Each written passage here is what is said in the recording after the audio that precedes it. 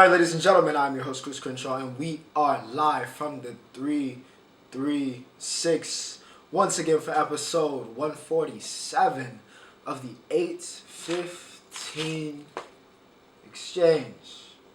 And well, last week, we talked about sweeps. We talked about a lot of sweeps. We had my infamous now co-host, Broomstick. Mr. Broomstick, by the way, will be co-hosting once again for the NBA segment because we do have something to talk about. That happened now exactly 7 days ago. But we also have some baseball to talk about if you follow me on my social medias, which, by the way, along with everything else you could possibly desire on this planet, along with timestamps, you can follow me on my social medias there or in the outro. And like I said, timestamps are included in the description. So if you really want to hear about that NBA segment, you want to hear me talk about the Carolina Hurricanes getting swept, you want to hear me talk about anything, feel free to skip ahead. Timestamps are provided in the description. And as always, remember to like, share, and subscribe if you guys are enjoying the content. But yes, as I said, Mr. Broomstick is back.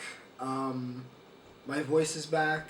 The ums are back. Oh, and it's also Memorial Day, so happy Memorial Day to all of those remembering and to rest, anybody that's had anybody in the military service. So yes, happy Memorial Day, Memorial edition of the 815 Exchange. And of course, we got many sporting events going on as I'm editing this episode, but we'll talk about all that in the roundup. Let's talk about baseball.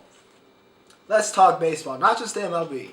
Because like I said, this past weekend I was in Durham. I was at the ACC Baseball Championship. But before I even get to that, even though my beloved university is no longer the one I'm attending, it is still one of my favorite places. And we did win the Conference USA. Okay, so we did win the Conference USA. So shout out to the boys in Charlotte in the 704. We got it done. Conference USA for the first time winning the tournament. So Conference USA tournament champions, going to the College World Series, or at least to compete for the College World Series. So yeah, sick. Congrats to the boys. But like I said, we were at the ACC Baseball Tournament in Durham this past weekend. Yeah, it's always a great time. Clemson with an incredible seventh run. An incredible. I almost couldn't speak English for it. An incredible bottom of the seventh where they scored 8 runs.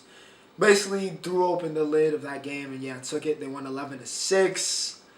Caden Grice won ACC Tournament Most Outstanding Player. Listen, Grice is a beast. Don't get me wrong. Grice is a beast. He pitched. He had a great outing on Saturday to get them to the final. He had RBIs in the final. He was good pretty much all weekend. But I don't know if I would have given him Most Outstanding Player. I think Cam Canarella was just a little bit better. But it is what it is. Alright, it is what it is. Canarella, only a freshman. He was ACC Freshman of the Year. Outstanding player. Is going to be an outstanding player for Clemson for a very long time. Grice, of course, looking to go down as a Clemson legend. But yeah, congrats. Clemson's got a great team. Well deserved. Miami is who they beat in the final. And I have to talk about the 2 aliens and probably future superstars in my eyes that I saw this past weekend. Even though I just talked about Canarella and Grice, the 2 best players I saw this weekend were 1, Nick Kurtz. I didn't see Rhett Launder, so Wake Forest fans, relax. Nick Kurtz and YoYo Morales were the 2 best players I saw all weekend. And are 2 of the best collegiate players I think I've ever seen, like, in person in my life. Okay, YoYo Morales, third baseman for Miami. I think the number 27 prospect should be much higher in my opinion. The man hit 400 this year, hit 17 or 16 bombs. He was phenomenal all weekend. He was the best player at the tournament all weekend long. It was an inevitability that he was getting on base. He was either going to get a hit or he was going to get a walk. I don't know what he finished in terms of his BA, but I think it may have been around 600, 700 for the weekend. I mean, he was just inevitable. He took over a rain-soaked game, by the way, against North Carolina that I went to at North Carolina against Wake Forest on Saturday. Completely took over that game. Defensively, he was everywhere. Anything that went to the hot corner, he took it, made the right throw, didn't make a step wrong. And then hitting the ball, oh my goodness. I mean, Wake could have had a chance to win that game at the end if they had just decided to walk YoYo Morales. But for whatever reason, they decided to not walk YoYo Morales after he had already hit a home run. And I think had 2 other hits in that game versus them. So he goes and has an inside the park home run because Wake Forest, his outfielders had a little bit of a gaffe where they couldn't really decide whether it went over or not. But anyways, he got the home run. And then in the championship game, he was just a catalyst. I think 2 hits, 2 walks. I mean, he was that guy. He is that guy. Yo-Yo Morales looked every bit the superstar that he was hyped up to be heading into the tournament. So yeah, much higher on him than I apparently MLB pipeline, but we will see where he finishes because he had a great tournament. Nick Kurtz looks like a future top 10 pick next year for Wake Forest, the first baseman. Similar to Yo-Yo, did not make a step wrong. He didn't have as dominant of a game that he did on Saturday, but was still great all tournament long. Hit 2 home runs on Friday, as I said. He was great. He was great defensively. He showed athleticism for a 6'6" guy. He was phenomenal. One of the best hitters in the country already as a sophomore. He has prototypical size, like I said, at first base. Prototypical power. He looked like a top 10 pick. Of course, he's got all next year, but he looked like that guy. We will see what happens, though. College baseball has been very, very interesting. Of course, LSU was supposed to be the dominant team. They were supposed to, they have the top 2 prospects in all of baseball, arguably, and Paul Skeens, well, non-international, I should say, and Paul Skeens and Dylan Cruz, at least the top 2 prospects in the draft. But they, dominated earlier in the season. They got Tommy White, but they kind of fell apart as we got closer to SEC play, and as we got to the tournament, they had some upsets, fell apart a little bit. I think every top 10 team lost, just about, except for maybe Vanderbilt. I think they're in the championship versus Arkansas. Every top 10 team lost in the tournament. So it's going to be very interesting. Collegiate baseball could be chaotic, similar to how we saw in basketball, but we will see. Now, let's talk about the big leagues, okay? Peter Alonso, the polar bear. Okay, we're going to talk about New York power hitters, which means we're talking about Aaron Judge and Pete Alonso, okay? Pete Alonso is on pace for 60 home runs. He would be the first NL player to do that since Bonds, I believe. Yeah, Bonds. Y'all can fact check me on that. But yeah, Alonso, he's been dominant. All right, he's been dominant this year for the Mets. It's kind of the same feeling that as a Yankees fan, I'm sure for the Mets, that every time Judge comes up to the plate, it's like it's must see because there's just a chance that he might jack it. By the way, Judge missed a bunch of games. He's already at 15. So yeah, well back on pace. Well back on pace to. I'm not sure if he's gonna match what he did last year, but we could be looking at another 50, certainly 40 bomb season, barring him staying healthy, which is of course integral to us in the AL East, which is really the AL Beast, because there's no bad teams in the AL East. It is a literal bloodbath. But on quite the opposite, the Oakland Athletics are having an all-time bad season, like worst of all-time season. 42 losses is the most losses of all time in May. There's nothing even positive. Like, I was looking for, maybe, things I could nitpick and be like, at least the A's have there's nothing. There's nothing. They're even thinking about moving the team to, Vegas? There is nothing redeemable currently about the Oakland A's. I feel bad for athletic fans. I really do. Because it is just misery. It is misery. That team is comically bad. For NFL fans watching this is like when the Raiders were bad or the Browns a couple seasons ago. That's how bad it is right now in Oakland. It is horrid. It is horrid right now. They are playing AAA baseball at the MLB level. It is not good. So we will see what happens. But the Athletics are in a wasteland. Oakland is not looking good. It's not looking good, but we will see. Still early days in the MLB. We will see what happens. But yeah, collegiate baseball, probably going to talk about that more going forward, maybe in the Roundup, maybe in the baseball segment. But yeah, power hitters surging, A's are bad, college baseball up. Entertainment. I got to take a Deer Park artificial water sponsor. I have to take a water break for this because before we talk about Lil Durk's Almost Healed, which finally came out this week, we of course have to talk about one of the greatest shows of all time. I'm not even saying that just because I'm a fanboy of it, even though I'm very much so a fanboy of it. But just objectively one of the greatest shows of all time, and that is Succession, of course, came to its sad, sad end. And I don't mean that just because the show is ending, but because it was a very sad ending for your favorite character, unless your favorite character was Tom, which I said last week, by the way. I said last week, I had a really good prediction week last week, now looking back. But anyways, it became pretty clear that Tom was going to, spoiler alert, by the way. Spoiler alert. So if you haven't watched, obviously, tune out, skip ahead. Okay? Skip ahead? Okay. Tom won the throne. Okay? But before we get that, let's talk about the kids. Okay? Kendall is dead. Kendall is dead. I know he didn't jump off of the pier, and he just looked out into it at the end of the episode to in the last shot of the series. But Kendall is dead. He is dead. And you know what? The kids made me think for a minute, even though I was pretty, about 90% that Tom was going to win. Maybe like 90 Tom, 5 Greg, and then maybe like 3 Kendall, and then 2. They'll just completely all get screwed. For a second, when the kids started teaming up and acting like kids, and when he went and told Shiv that she was getting by Madsen, for a second, HBO, for a second, Jesse Armstrong, you had me thinking just maybe, they might pull this off. And then they got into the meeting, and I felt like Kendall was a little bit too overconfident, but they had it. He finally had it after 4 years of failures, 4 years of us watching Kendall Roy take L's. Finally, he was 1 vote away from everything, from having it all, from completing his life's goal, as we found out in this episode. Just how bad Logan was a terrible father, which kind of contrasted with that one actual glimpse of seeing what he was like when he was happy, when we also found out that Connor was the only probably actual child that Logan really actually cared about. He was the only one. He actually got to see a softer side of his dad, unlike the kids. The other kids, I should say, at least. But yeah. He told his son that he was the heir. He was supposed to be the one at 7 years old. So Kendall is this way because from the time he was a child, from the moment he could formulate thoughts and remember things, he's been told he's the one. He's the heir.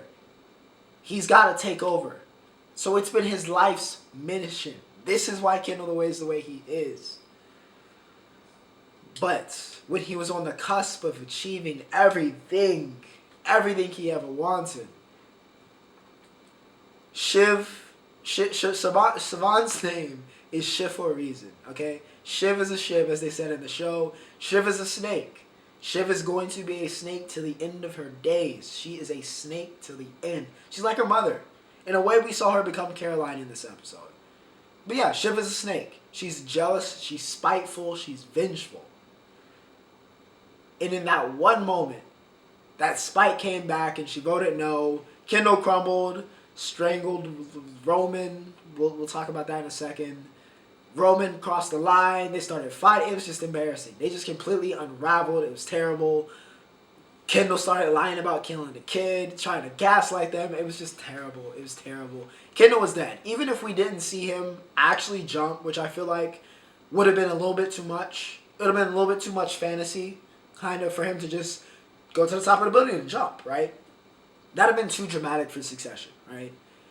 But even if, which is probably very likely that, I'm going to be completely honest, trigger warning, Kendall's probably going to kill himself, technically, or however you want to put it, after that episode ended. Because he has nothing to live for. This isn't a Disney show where Kendall, realizes the fault of his actions and he goes back to Rava and he goes back to his kids and he gets on the right path. No. This is Succession. Kendall's life purpose was to become CEO and take over the company. That was it. Sure, he loved probably Rava. He loves his kids, as we saw. He loves his kids. But that wasn't priority number one. That's not the thing that wakes him up in the morning, as effed up as that sounds. It wasn't. Becoming CEO, becoming heir, becoming king, taking the throne was the one thing that kept Kendall, Logan, Roy alive. He doesn't have that anymore. He has nothing. He was the biggest loser yesterday. Which really shouldn't be a surprise because he's been the biggest loser probably all 4 seasons. Every time it's ended with Kendall falling flat on his face. And it happened again, and he has nothing. He has no family. He has no company. I know everybody's like, oh, but he gets $2 billion. $2 billion means nothing to billionaires. That money means nothing to them. They grew up privileged, as we saw on the show. Money is nothing to them. So that money he gets from it means nothing to him. Nothing, which is crazy, right? Because $2 billion to any other person that's not a billion or millionaire would be everything, but it means nothing to him. He has nothing. He is dead. Even if Kendall doesn't kill himself, he is dead. He is dead. Shiv. Let's talk about the snake herself. A complicated one. I think a lot of people aren't looking at this from all sides. Of course, part of the reason why Shiv is so spiteful is because she's always been in the shadow. Part of it's because of misogyny, right, in the workforce, and because of the industry's in, right? She's a female, so she tries to overcompensate for that or overcome that. But she's also always been in the shadow of her brothers. For whatever reason, she's been in the shadow of her dad. She's been in the shadow of Kendall. She's been in the shadow of Roman. She's tired of being in the shadow. That's why she didn't join the family business, right? She became a political aide, right? To get outside, to become her own person. Constantly, we've seen Shiv try to basically prove that she's smarter, she's better, whatever. She's constantly competing for her father's affections or for attention, right? Constantly, throughout the show. That is one of Shiv's defining characteristics. So when it came down to finally Kendall gets the throne, we're going with him, he's the guy, we're going to blow up this deal. Out of spite, Shiv could not do it. Not because it was holistic and she was like, Kendall's a monster. No, out of spite, out of jealousy, she could not do it. She could not wrap her hand around admitting it wasn't her. It was the same thing we saw in the scene prior, where Roman broke down after seeing Jerry and started going, it could have been me to Kendall. It could have been me. Shiv, in her own way, when the vote came down to her, was thinking, it should have been me. It should have been me, like the meme, right? That we see a million times when you see, a thirst tweet on Twitter. It should have been me. That's what Shiv was thinking. It should have been her. In her own eyes, in her own ego, it should have been her. And she also thought with Tom there, even though she doesn't have any more power, at least her son has a chance at the throne, right? So this is her last chance to screw over her brothers and to grasp to any type of power that she doesn't really have anymore. This was it. Shiv won, but she lost. Roman, on the other hand, is another interesting case, right? Roman has been dead really since last episode. Roman was done. He was finished. Alright, that last second pre, which was a very sad scene and a great scene in its own by Kieran and Jeremy, where Roman breaks down and he needs pain or violence to overcome because he's a masochist because he was abused by Logan. So whether he, forcibly cut himself open on Kendall, or if Kendall opened up the womb out of a show of mercy, whatever it was, Roman was dead in the water. He didn't want it. He never wanted it. He only wanted it because Logan told him he could have it. He never wanted it. So in a way, Roman, now looking back, kind of won. He lost, but he won in yesterday's episode. In the finale. He's free now. In the last, scene, he was drinking Jerry's drink. And he smiled because he's free. He's free from the expectation of his father. He's free from the corporate world, which he never really liked. He's free. He's lost everything, but he's free. However, with that said, let's talk about the winners, all right? The Disgusting Bros won, all right? We knew it. We knew it was coming. If you knew, you knew. The Disgusting Bros got the W. Tom, you are him. He proved to Madsen, literally, that's the most out-of-pocket thing I've ever seen. Well, it's one of the most out-of-pocket things I've ever seen somebody say to another man on a TV show is, I want to screw your wife, and I think your wife would screw me if she could or if I would let her. Said that to his face, and Tom was like, all right. Tom won because he's a savage. Tom will do whatever it is for his goal. He just wants power. He wants status. He has been blunt about it. He will do whatever it takes. If he's the fall man, if he has to be a puppet, he will take it. And that's what made him perfect for Lucas. Shiv, in doing that whole discussion of being like, yeah, Tom's easy to be a puppet. He's easy to be manipulated. I can handle him. Made him the perfect choice for Lucas. So Tom took the W, ultimately. CEO Tom, we kind of saw it coming. Greg, I'm not going to lie. After Greg double-crossed Tom, I thought he might have been cooked. But you know what? It's disgusting brothers to the end. They get it done. Greg also proved, he's learned a couple things from everybody. He was willing to play both sides. He won in the end. Got it done. Lucas got the deal. Pretty much an inevitable. It was good to see Stewie. Stewie's always a great character. Always a great character. Especially Stewie and Kendall's relationship. And just kind of, he was Team Kendall to the end. Didn't work out, but hey, Stewie was Team Kendall. And yeah, what a series though. What a series in retrospect. Great television for all 4 seasons. Great cast. Going to win probably a bunch of Emmys this coming award season. And yeah, probably a series I'll end up coming back to. But yeah, just what a legendary show. One of the greatest shows of all time. Shout out to Jeremy, Kiernan, Sarah, Daniel, everybody was phenomenal. The cast was phenomenal. Jesse Armstrong, phenomenal. Can't say enough. If you haven't watched Succession and you've just been hearing or watching me do these recaps, please go watch it for yourself because even my words cannot put it, it cannot do it justice. All right, just a phenomenal show. I will dearly, dearly miss it. We will see what we're watching next week. Now, Almost Healed, Lil Durk. Durkio finally dropped it. Almost Healed. The second half was a lot better than the first half. I'm not going to lie. It took me a little bit to settle into this album. But when it hit its stride, it really hit its stride, I feel. I'm going to give it an 8.3. That's off of first listen. B12 and War About It featuring Tune with Savage. I think were my 2 standouts off of kind of first listen that aren't like the singles like Pellcoat or All My Life, which you've already heard. So, yeah, 8.3. It was good. It wasn't like album of the year. I saw people saying it was like, as social media always does. Talking about this is like, oh, this is a classic. This is a classic. I don't know if it's a classic, all right? We're going to have to see. It might take a little bit to stick in, but, it was good to hear Durk again. I don't know how I feel about his longevity, actually. That's one of the things I was thinking about. And how long it's going to take for his sound for me to get tired of it. But we will see. All right, we will see. It was a good album, though. Like I said, it was a strong second half. First half, it was like he was kind of warming up a little bit, trying some things. But ultimately, solid album. It gets the cosign. Almost Healed. 8.3. You can go check it out if you want.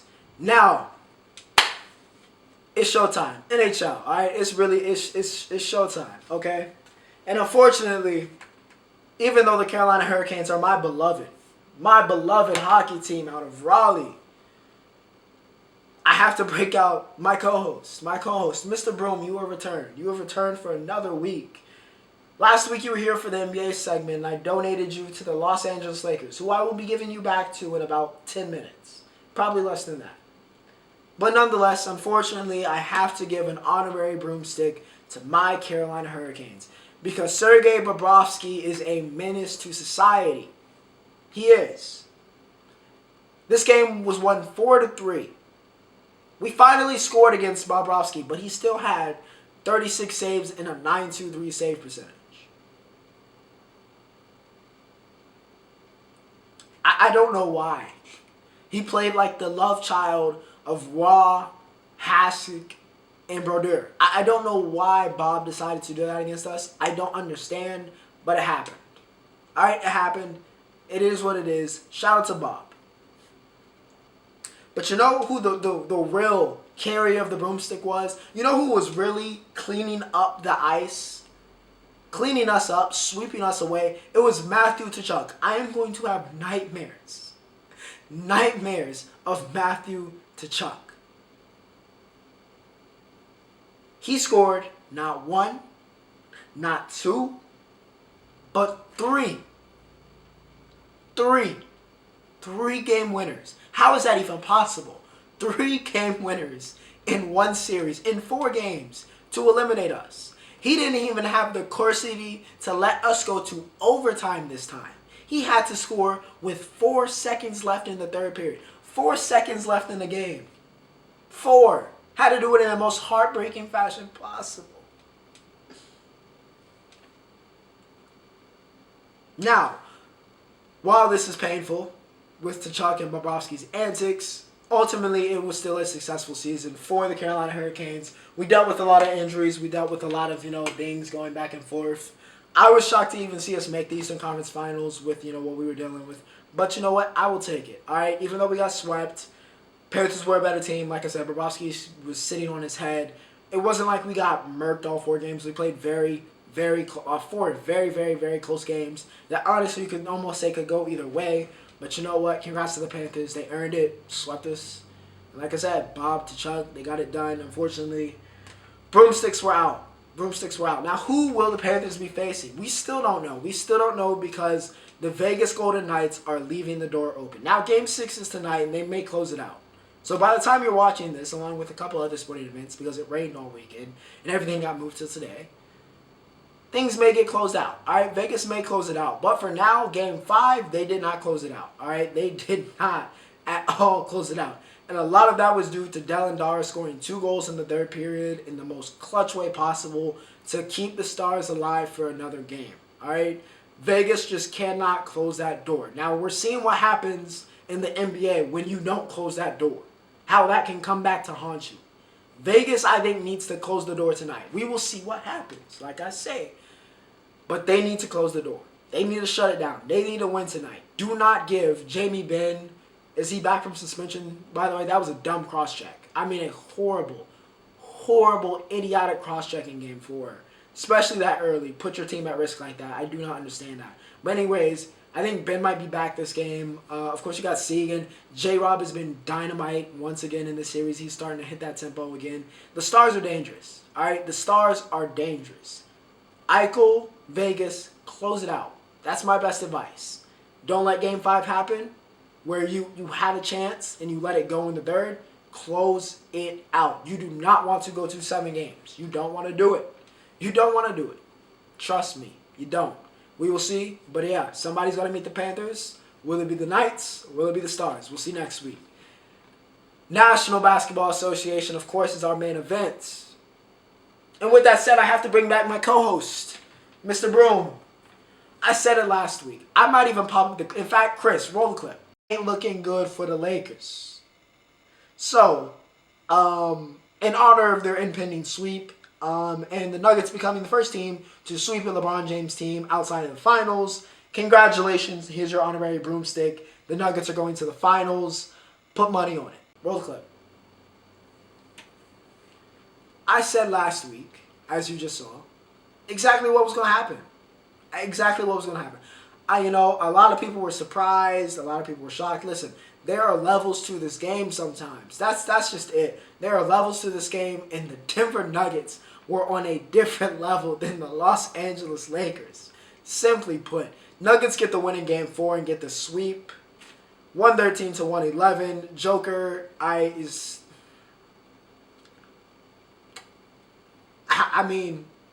we are now 4 games. Last week it was 5. We are 4 games from a very uncomfortable conversation for a lot of people about Nikola Jokic, okay? For a very uncomfortable conversation. I mean, we could be looking at multiple MVPs, all NBAs, all-star appearances, and now a ring and maybe a finals. I'm just saying. You might want to prepare yourself for a very uncomfortable conversation about Nikola Jokic and where he stands all the time. I'm just saying. He had 30, 14, and 13. Yeah, geez, that doesn't even sound right. 30, 14, and 13 as a center here in Game 4 to help close it out. He had another one of those fadeaways that make absolutely no sense physiologically, but he makes it work anyway because he's the Joker, and it's just what he does. But yeah, Jokic once again looking like the best player on the planet. Jamal Murray had 25. As I always say with the Denver Nuggets, when Aaron Gordon drops a 20-piece on you, you are going to lose. Murray and Jokic are probably going to do their thing. So when it's Aaron Gordon that, with all due respect, Aaron Gordon, fine, he's a good player. Don't get me wrong. But when he drops 20 along with them, you're done. You're finished. Finito. Finished. He had 22. AG was big time. LeBron James was LeBron James. All right, he has, I don't know, I guess they gave him whatever they gave Pat Mahomes in the Super Bowl. He had 40. He had 31 in the first half. He had 40, 10, and 9. Bron did everything he could to win this game. It just was not going to happen. The Lakers didn't even necessarily play as bad as they did in the 3 other games. The Nuggets were just better. They were just a better team. That's all it was, to be honest. It feels weird to say, and listen, Bron is my guy. I know I've been talking near slander levels for the past couple weeks, or at least the last 2 weeks. Bron is my guy. Love him to death. Favorite player of all time. I grew up on him. He's my guy. He's my guy. And it feels weird to say this, because I've only really ever said it about the Warriors, but they were just a better team. They were better. They were better. The Nuggets were just better. The Lakers gave it a shot, but they were better. Anthony Davis did not give it his best shot. Now, box score says 21-14. If you actually watch the game, it did not feel like 21-14. It felt like he was getting murdered. Murdered by Jokic. I particularly knew the Lakers were going to lose this game when Jokic just bullied AD and got that, like, go ahead with, like, 40 seconds to go. That's the exact point where I was like, yeah, nah. Yeah, it's not happening. It's definitely not happening. I already didn't think it was. I knew it definitely was not happening. Okay, AD's gonna have to do some soul searching this offseason. He's gonna have to do some soul searching for sure. The Lakers are too, because they got a lot of contracts to pay. But we will see what happens. But the Nuggets were simply on a different level. Broomsticks in the air. We will see what happens though. As they head to the finals, we still have no idea who they're facing because Game 7 is yet to be played. However, Miami, last week, we almost gave the Boston Celtics the broomstick. I had the clip prepared to post on IG as well, as I did for the Lakers. But you know what? Miami has left the door open. Thanks to D. White. All right, Derek White saved Boston on, what, Saturday? Yeah, saved them on Saturday night with an improbable game winner because Jimmy Butler played a disgusting game. I mean, a disgusting in a bad way. Okay, he was 5 for 21. He didn't show up for the first 3 quarters of this game.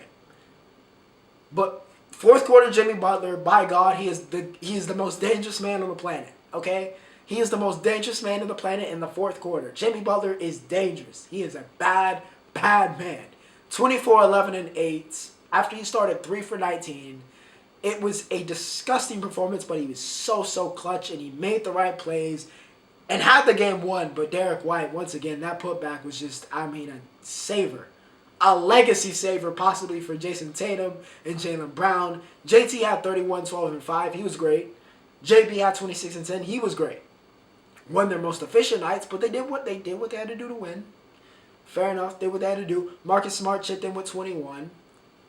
Caleb Martin, by the way, with 21 and 15. I mean, what a revelation he's been as a role player and just kind of as an element into that Miami team. He has been a revelation. So shout out to Martin. Shout out to Mr. Martin. But Boston survives, and we are now here at a Game 7 after Miami was up 3-0.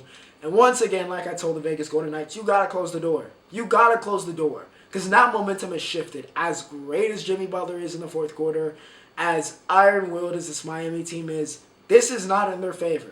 You are back in Boston, and Boston has all of the confidence and belief in the world that they can pull this off. The Heat need to, I think it's tonight. Game 7 is tonight, I believe. So the Heat need Jimmy Butler to be Jimmy Butler tonight. And I don't mean 5 for 21 and then I'm the most dangerous man in the world in clutch time, which is great and all. But they need Jimmy Butler to be Jimmy Butler for 4 quarters. He needs to be dominant Jimmy Butler. We need 40-point, I'm here, I'm that guy, MJ's son, Jimmy Butler.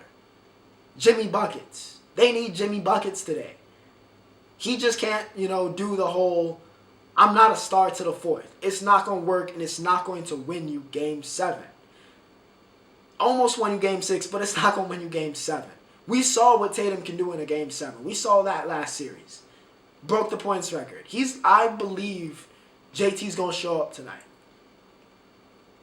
As dangerous as a prediction that is to make, with how inconsistent he is sometimes, I think JT's going to show up tonight. JB, for the other team, needs to show up.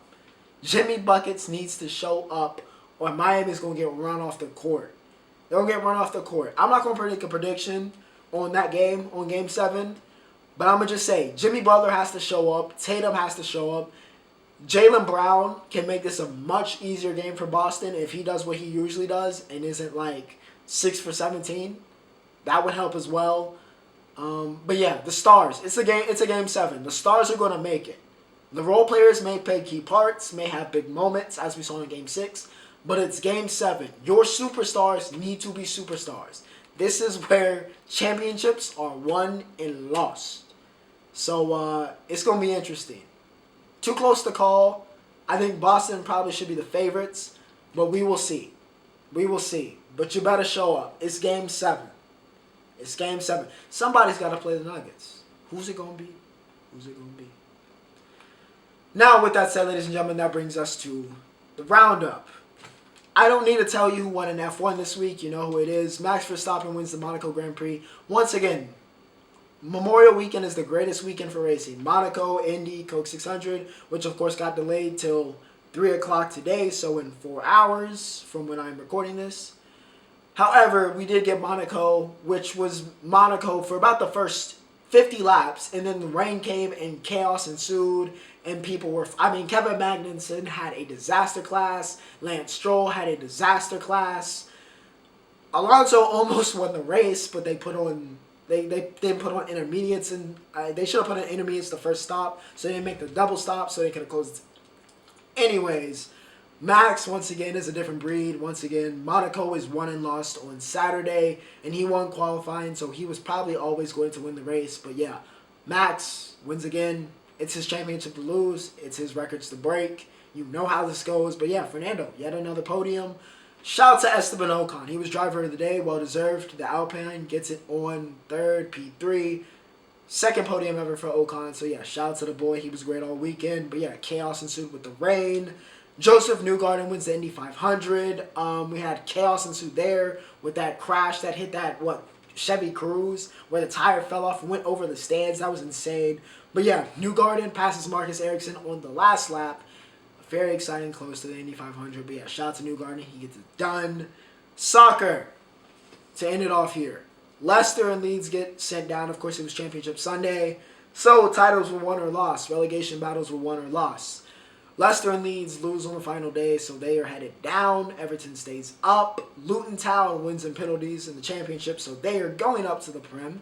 So, congrats to Luton, small town. You always love to hear that story. They get it done. Leicester, only the second Premier League winner to ever get sent down and get relegated after winning the Premier League. So, yeah. History of the wrong kind this year for Leicester City. PSG wins the league, wins Liga 1. Mbappe wins Player of the Year for like the 4th straight year. His 6th. It's something ridiculous. Anyways, Bayern wins the Bundesliga thanks to Jamal Musiala's late goal. And the fact that Dortmund fumbled against Mainz and only drew instead of just getting the 3 points and winning the title. They folded, as Dortmund always does. And I know we always talk about PSG, and PSG barely wins Liga 1, by the way. If you look at it, they struggle to win that league. They struggled to win the league this year. Bayern is honestly who a lot of y'all think dominance-wise PSG is.